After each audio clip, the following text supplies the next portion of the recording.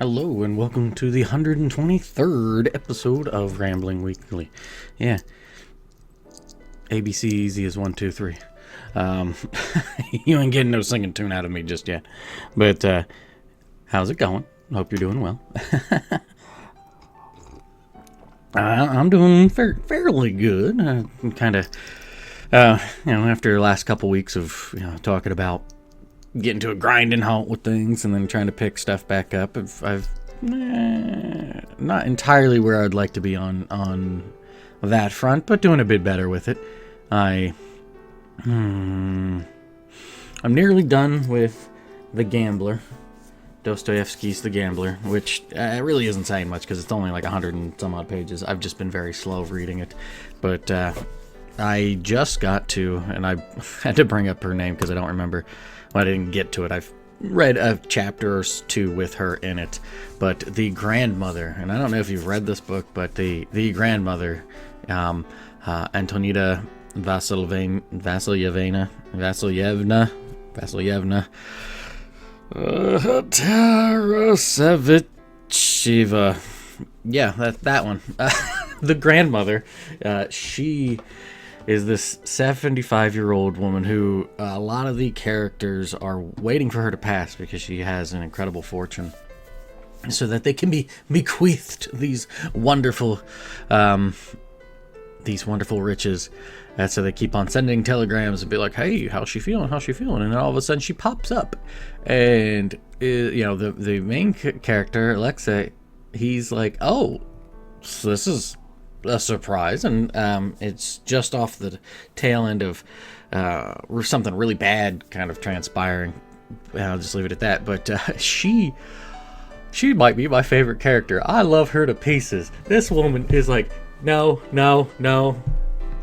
you piss off. Oh, you're Russian, so you understand what I'm saying? Oh, it's my bad. Like, she is merciless. Like, she is just like cut to the bone. And she is endearing in a certain way at that point. You're 75.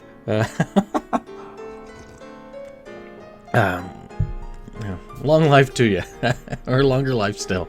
But she, like, I had been enjoying the book to a degree. It was just a bit of a not necessarily doldrum with it, but you're like, okay, I sometimes I am not as keen on the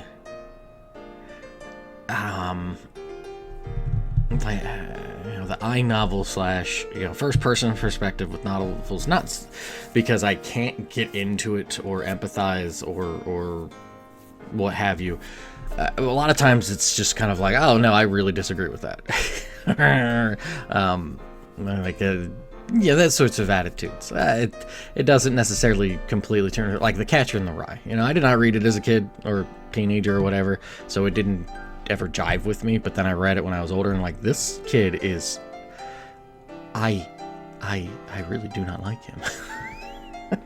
So, but that's just what it is. I mean, you that's kind of the fun and interesting aspect of it, especially with a book, right? With people, unfortunately, when you intersect with other people's lives, you have that moment, right? That is the moment which you know them, and perhaps 5 years sooner or 5 years later, there might be some very different elements to those interactions and stuff.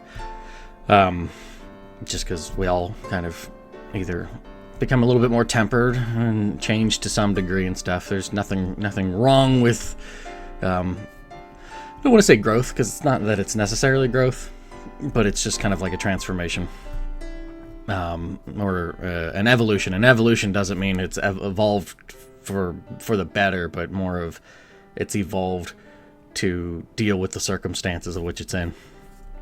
Right, that's I think something we tend to to neglect and disregard and think that, oh yeah, because we're at this moment in time and everything's been what we consider to be an upward trajectory, that means we are pinnacle, and we just make it more so, and it's not quite how that works. We'd like to think that, but I think if people look around, they'll kind of realize the bureaucratic hell we have stumbled upon, and all the fun that is. Oh. Anyway, so reading that, I actually also got this book. I'm very curious to see how this is. I truly don't know anything about this author, Arthur Herman. However, I saw this and I was like, oh, okay. And it is The Cave and the Light. Plato versus Aristotle and the struggle for the soul of Western civilization. Much more than anything, it's I'm curious to see how Plato and Aristotle are how the author portrays them at different times throughout history. Because I like both of those philosophers. How about philosophers? Why did I say it that way? That was stupid. I am the dumb. But, yeah, I'm just kind of curious to see how it goes. So, I'll read the back here for you. Plato came from a wealthy Athenian family and lived a comfortable upper-class lifestyle until he met an odd little man named Socrates, who taught him the path to enlightenment through contemplation. Born to a family of Greek physicians, Aristotle learned early on the value of observation and hands-on experience. Plato's most brilliant pupil, Aristotle, settled on a philosophy very different from his instructors and launched a rivalry with profound effects on Western culture. The competition that ensued between the two schools, between Plato and Aristotle, set the world on an intellectual adventure that lasted through the Middle Ages and Renaissance, and that still continues today.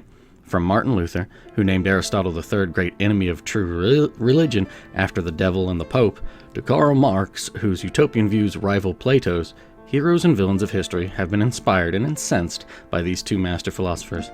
Accessible, riveting, and eloquently written, this book provides a stunning new perspective on the Western world, certain to open eyes and stir debate. Dun, dun, dun. Entertaining and often illuminating. Quote, The Wall Street Journal. Anyways, part of this is going to tie into the topic as well, about pendulums swinging. I don't know why I needed to do that. It's not like people don't know what a pendulum or a pendulous motion is, but for example, like, it's probably come out to know, if people pay attention to any of those sorts of things, is like Nietzsche's stuff. A lot of that was could we say co-opted? Can we say put to personal use by his sister, who married into a high-ranking official of the Nazi party, and yeah, you can see how that can be not so good. However, like, he, as far as I'm aware, was not a part of that, and absolutely A, went crazy, and B, really did not like his sister. So you could very much see somebody who, oh, well, my brother's a dick, but I can use these ideas. Oh, they say these certain things about how the Germans are a bunch of idiots. Oh, we'll wash that away. Don't just ignore those passages. These are the ones you want to pay attention to. Don't pay attention to these other ones. They don't mean nothing. So it is certainly something that I wish to possibly learn here. So talk about that, because if I remember correctly, there was one of the sections deals with Napoleon as well. I could be wrong, but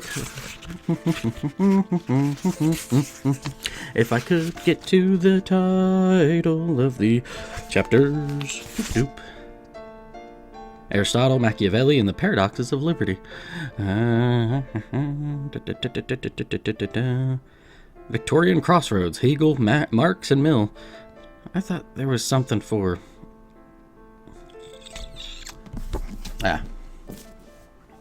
Anyway, yeah, I just wanted to just kind of... that will be a very interesting read. Hopefully. Fingers crossed. I'll be very disappointed if it's a pretty annoying read. Because it's like 700 pages.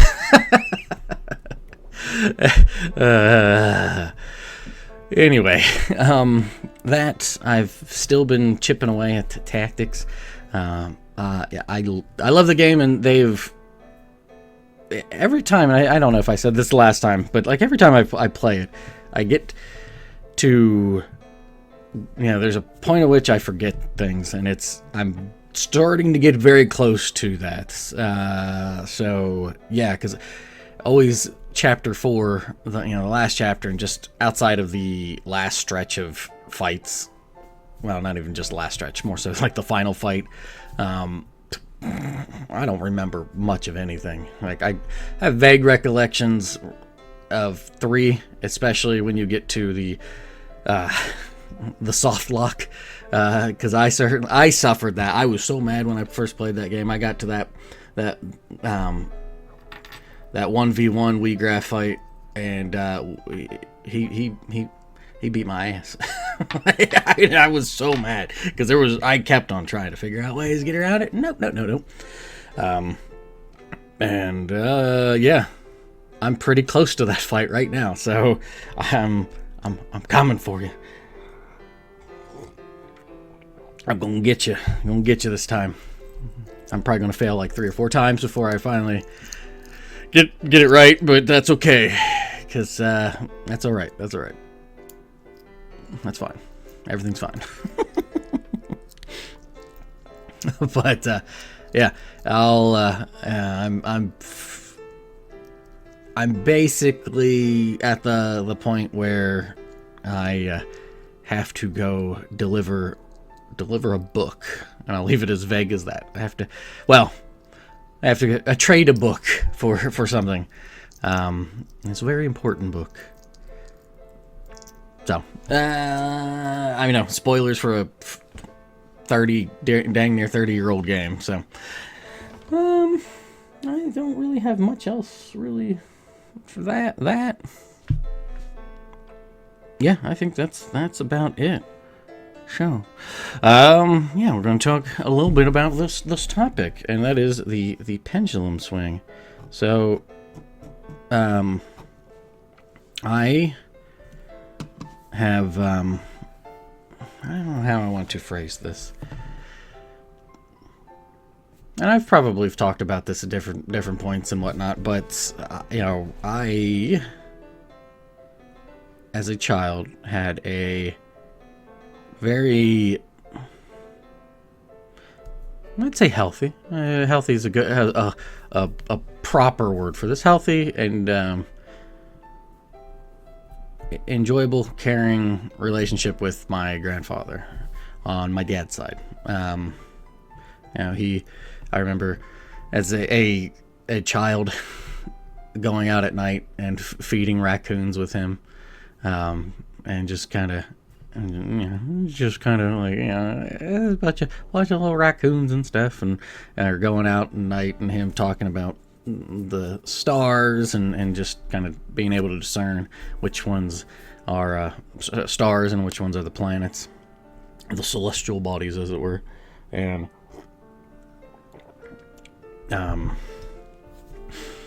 he was,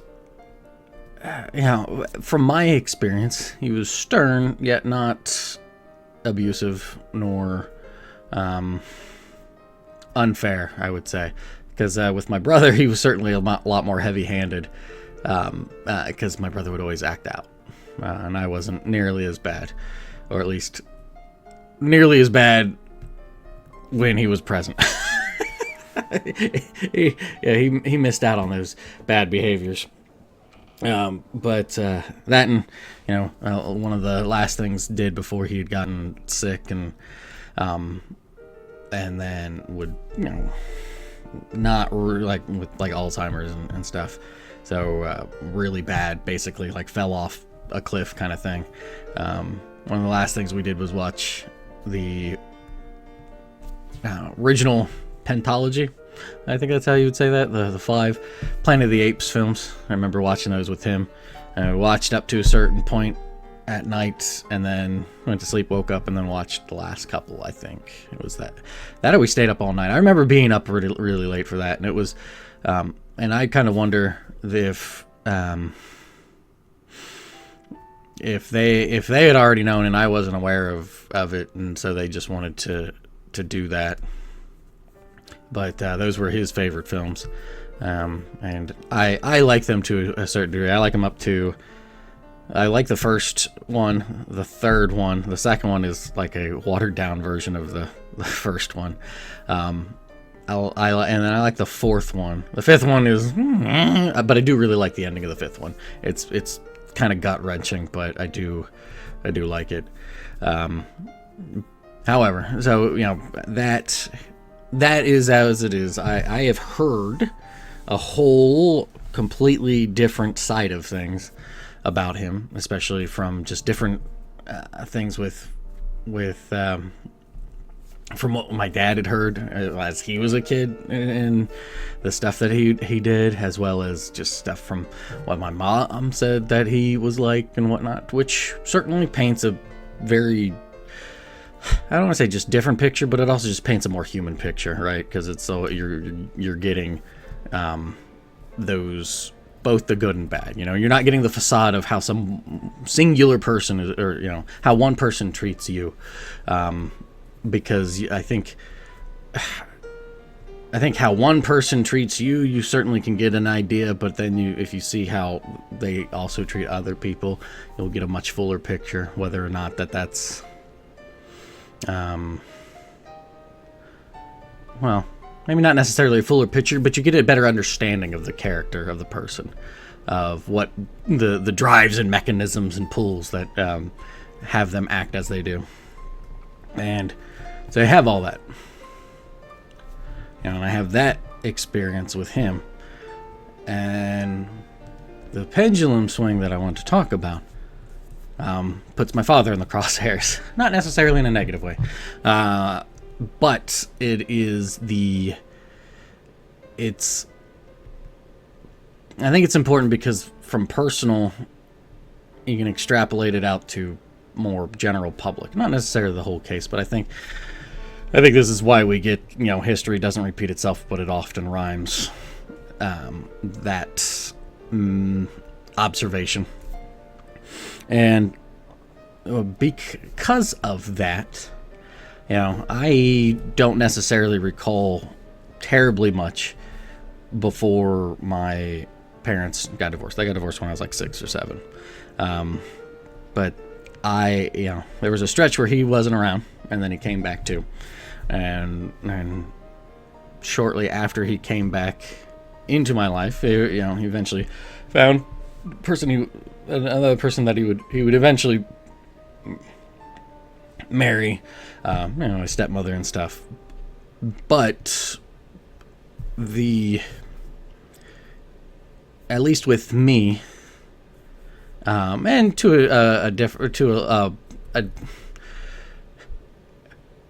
and I think this is how I kind of treat people as well, right? Is that me personally, I'm going to let you be your person.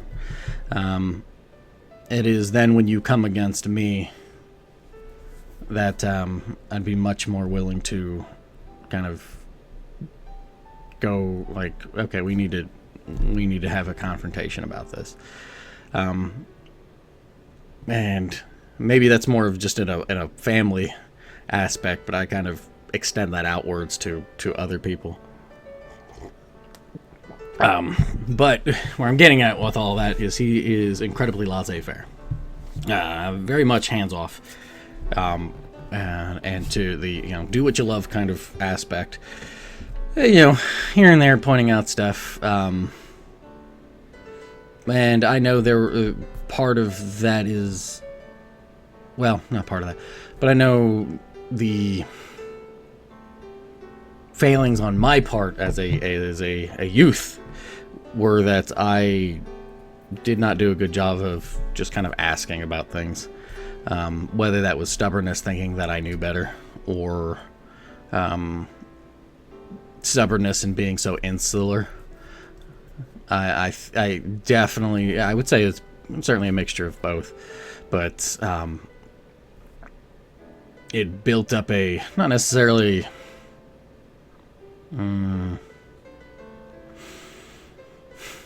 it's not like a wall of animosity, but there was kind of that wall of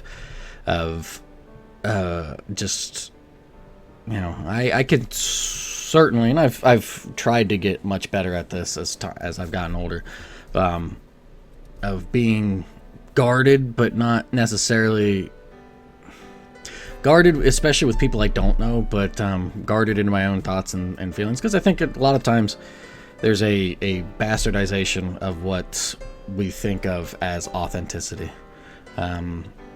What the youth say as, or what the Gen Zs and the Gen Alphas and younger folk, or maybe the millennials pretending and masquerading around as wanting to be still younger folk. What people say is authenticity, I see as nothing more than an echo of what boomers and Gen Z and maybe some millennials and just people in general who say, well, I just tell it how it is. Which, in turn makes me think of the grandmother from The Gambler. Just tell it how it is. Cut to the knife through all of the other stuff. Cut the Gordian knot. And there's something to that. You cut the Gordian knot. While it does solve the problem to some degree, and for those who don't know, I can't remember the town, but there was a town that was having, I think, a crisis of succession. And so it was like, who could ever undo the Gordian knot will be who rules us, kind of thing. I think that was the prophecy for it. Alexander the Great comes in and he just cuts the knot. That's the story, as it were. And certainly, cutting through all those problems is quite wonderful and quite great. However, in the wake of doing that sort of thing, it creates a whole new set of problems, and quite frankly, doesn't really solve the problems of the knot. Whatever the problems were of that knot, in this sense, I think it much more metaphorically, right? Like, the knot represents a history of all sorts of entanglements and problems of the people. Cutting through it kind of means, bringing them to heel and conquering them and probably killing off a lot of different people. However, you cut a knot, there's probably still some entanglement somewhere. Maybe not necessarily through more the problem. They're still there. Perhaps they're fragmented and they are able to unbound themselves, but it's not as easy as that, I don't think. Because what did you learn from that? It's a similar thing to I love Sulla. Sulla is such a interesting, to talk about how guys only think about, they only have one thing on their mind, and if it's not sex, it's the Roman Empire. So Sulla is a very interesting character. His epitaph was, how did it go? Something like, no friend who has helped me, nor enemy who has wronged me. There is no friend who has helped me or enemy who has wronged me, whom I've not repaid in full. He marched on Rome. He was the first one to march on Rome. Well, not the first. Well, is he? I know he passes the Rubicon and he puts, he's the first of Romans to be that way, at least because he's a generation right before Caesar and stuff. So Caesar and everybody else takes the lesson of, oh, that's what we can do. So that's what they learned. And Cato the Younger can't do nothing about it, even if they think, oh, well, he's like the old Rome, he's like Cato the Elder and all this sort of stuff. It'll work out, because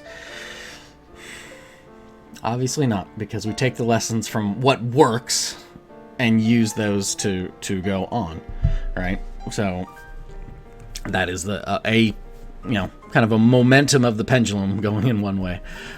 So like with my father, he had experienced what I would say is probably the, for lack of a better word for it, I don't know what the apex, of the swing of the pendulum in one way, and wished to take that momentum and go a different direction, the laissez-faire approach. And in doing so, perhaps, and it wasn't, like I said, entirely fully, but it was with me, because there was, there's always and even to this day, I'll ask him on stuff, and he'll be like, you're smart, you know what you're doing, and it's not, and I think because we didn't really do that so much when I was younger, that he's kind of, maybe not has as much experience with it, because I can't really speak to what he talks about with the other siblings. It's not my business to know unless they want to tell me or he wants to tell me. But and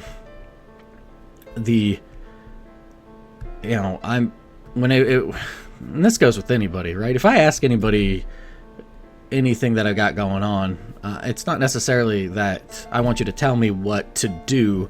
I want to hear what you think and what you may do yourself. Because for me, the people I surround in my life, and I think probably for a lot of people, the people that I'm very close with, that I trust and care for and love, that we have very, very, perhaps not exact morals, but I think we have very similar strong morals, to the point where what I may say to somebody else experiencing some sort of difficulty and give my thoughts on, they would say the same sorts of things. Like that's kind of, I would like to think that that's how people are, is that they do that sort of thing. Not necessarily that people who think differently aren't welcome to interact and stuff, but I think the ones that we have closest to our hearts are those who are walking a very similar moral path. And that doesn't necessarily mean that's a righteous path. It's just more of a hopefully the moral path you walk is righteous, but for a lot of people it certainly may not be the case. But where do I want to go with that? So the pendulum swings, and he has this approach to things. Now, fortunately for me, I have not had any kids. However, I try to do, with either when teaching or just with other people, try to, maybe this isn't the greatest way, we all stumble and fail, but when it comes to any sort of advice or anything, try to talk to them as if they were my kids, if that makes sense. And I don't mean down, because I don't think that's right. I don't think you talk down to your children. I mean, certainly as they're young, you want to put up guides and blinders and stuff to guide them away from what you would perceive to be, or what you would consider to be the morally wrong ways to do things or think about things. But then at some point, they've got to be their own person. And that's that inflection point is where I kind of work from, is that if this person was my adult child, if I'm talking with adults and stuff, how would I broach them about things if they want to talk about it? And, there's certainly plenty of instances where I've failed at that. But that is kind of how I try to react. Because I'll say, hey, they, as heated or as much as I may have thoughts on these sorts of things, there is kind of a few things. One, these are your problems, so you will have to take care of them yourself. Because that, to me, is what highlights that you are a person with your own agency and your own ability to be an independent person, which is the step needed to become interdependent. Because if you are dependent on something or someone, I think that makes it too. You can't be interdependent. You can be, and that's a problem that I know I've had, is I've been independent, hyperly so, like far too independent, and that also is a failing, because that doesn't allow for interdependence, which is something I've worked on. So it's to be that interdependent. I need you to be able to work your agency out to make the choices on those things, but also much more importantly, consider the advice and stuff of other people, because I think that is, and I think that's the lessons that I have learned in the swinging just pendulum of everything, is that, you will only get certain aspects of things from people, from everybody. I mean, I even had talked with my mom about this to some degree, where, with everybody always has they have that little black box in them. And try as we might, we'll never understand it. Well, we may have some idea, but, we'll never understand it. We won't even understand ourselves to a certain degree, because there will always be some little thing, because we're passing through life. We have different things going on. However, makes it hopefully much easier if they are being truthful with themselves, that they wish to be, and that what their kind of moral standing is, and how they act and stuff. You'll be able to have a good discernment of the person and their character, their actions, and such. But in the same hand, there's always going to be that unknown, because it could be a very tightly held mask, deceiving everybody. But in the same hand, okay, you can only control yourself, so you can't just kind of be like, well, I want to rip the mask off from them. Okay, no, let them keep the mask. if that is how they wish to be, okay. Perhaps they think that they're getting one over on everybody because they've hidden their true selves away from everybody else. I mean, at that point, all of your relationships are nothing more than performances, so that will come crashing down, and it's unfortunate. You really hope that that's not the case, but there are plenty of examples of that, and it's kind of similar to that No Longer Human book that I wrote. God, we'll talk about the hubris on that I read. The No Longer Human book that I read. Good Lord.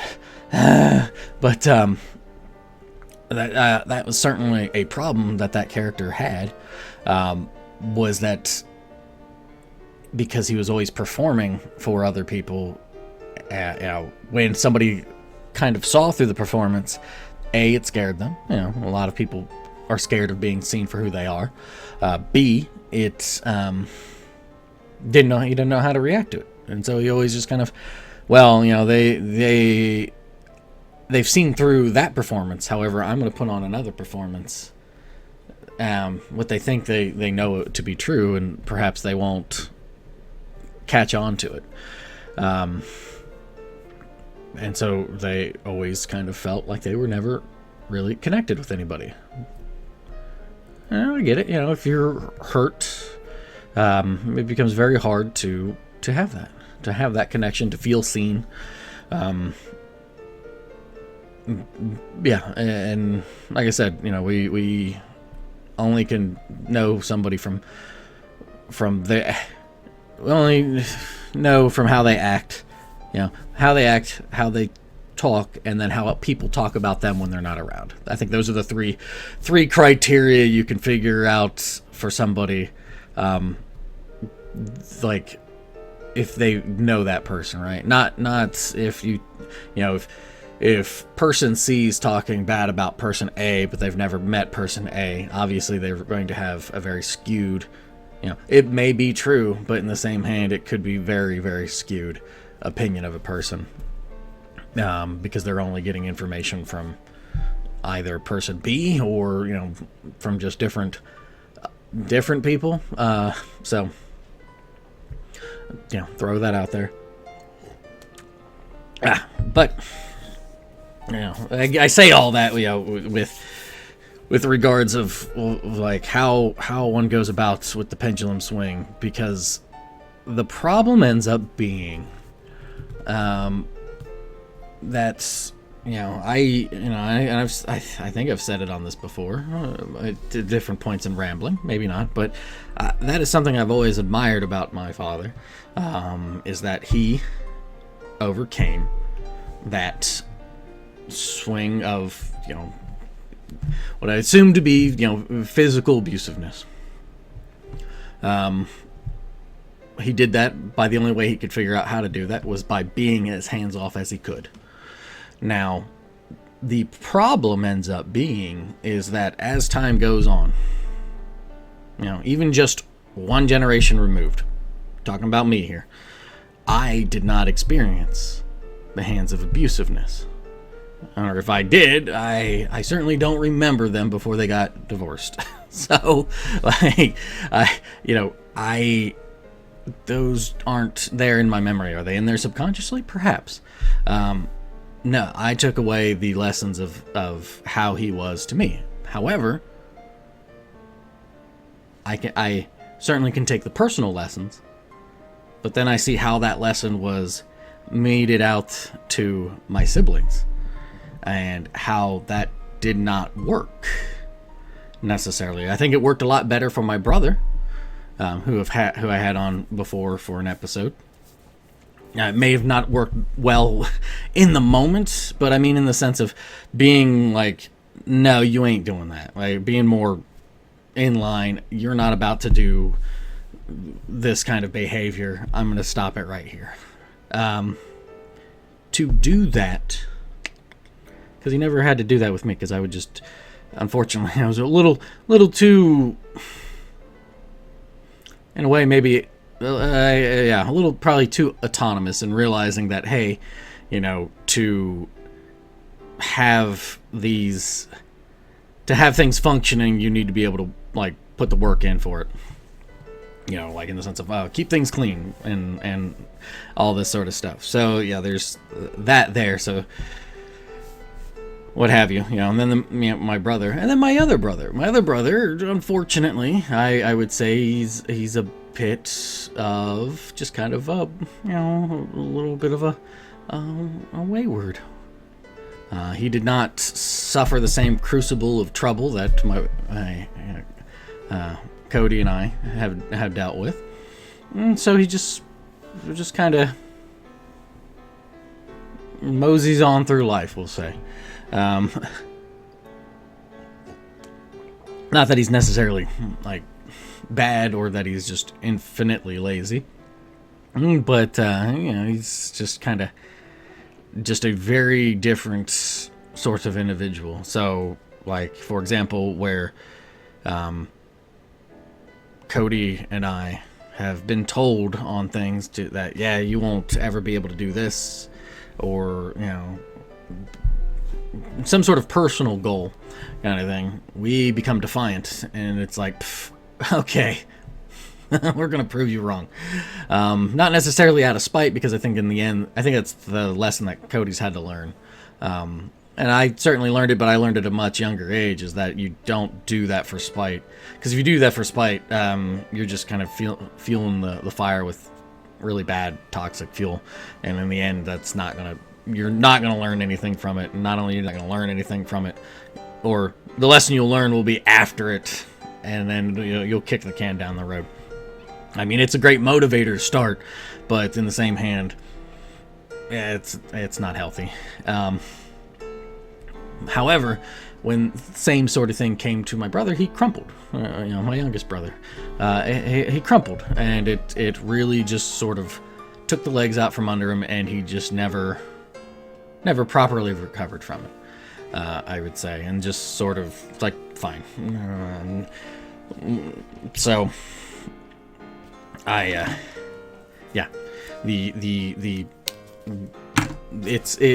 getting all that to say is that, not only within our lives, we have these pendulum swings and stuff.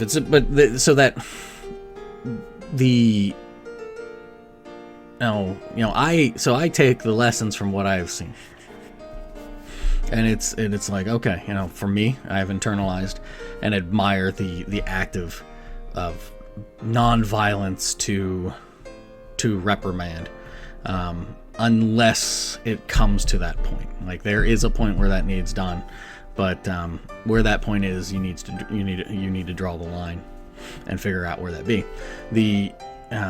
The problem is that, if I were to ever have children or what have you, just because that lesson's there doesn't mean that the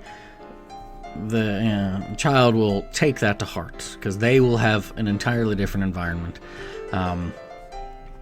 and they may admire, but then there's also just the element of the black box, where it's just like certain things come to be that you have no control over, and what happens then when you don't have control over it, but then you try to control it, you get this tyrannical behavior, which then either instills into the child that, it's okay to do that sort of thing,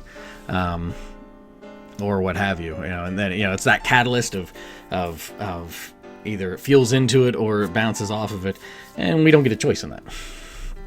And so that is kind of the what I know, that perhaps this is just a very long way of saying something that comes off as very intuitively obvious. But this is why we have the issues that we have, because I think we are trying so desperately, especially now in a day and age where everything can be recorded and everything can be, we've got all this documentation. We see how this is, yet we will still go against that, or we'll kind of discard it, or what have you. And I think that kind of turns into it's a tyranny of the bureaucracy, the tyranny of the bureaucratic order of being like, we've got all these rules in place. It becomes very Byzantine. It's the same thing that happened to Byzantium, or as some people would put it, the later half of the Roman Empire. Where it was just so convoluted. You have like 1,000 years alone of being Constantinople as your kind of, I think it was about 1,000 years, just there, of rules and legislation and all this sort of stuff. And you tie yourself up in knots, and knots upon knots upon knots. And then eventually someone comes along and cuts that knot, and it, perhaps it solves the problem of what that was, but then very quickly we tend to disregard the lessons and ideas that other people have taken, because, we ain't them. We're not the same as them. We're different. I think that's a damned foolish thing to think, because sure, we're different maybe in our thought processes. Processes. Yeah, we're going processes. Especially due to language, right? Because language will cause us to have different types of thoughts and thoughts webs and pathways and such. However, we're all human, and and that's really what it boils down to, right? We all have those thoughts, those feelings, much more the feelings, right? The desires, urges, anger, love, hate, happiness, joyfulness, contentedness. They all bubble and boil within us, and our actions and our words try to express those things as best as they can. A little bit reactionary, but that's, I think, the problem is that we're far too reactionary when we should be maybe more contemplative and reflective, as opposed to being reflexive. But that is how the pendulum swings. So we can't really control it. We can certainly kind of try to knock it in a different direction, but we can only really do that for ourselves, and then wherever it may go with whatever momentum it may have, it'll be passed down, and we'll have to deal with wherever that pendulum is swinging at the time. So that's what I got. Thanks for sticking around. And enjoy the rest of your day. Actually, enjoy the rest of your weekend. I got this one early today. I was up early, so I figured I would be working on it early. So enjoy the rest of your weekend, and then enjoy the week to come. Weekday, weeknight, everything in between. And I will catch you next week. Yeah. Toodles.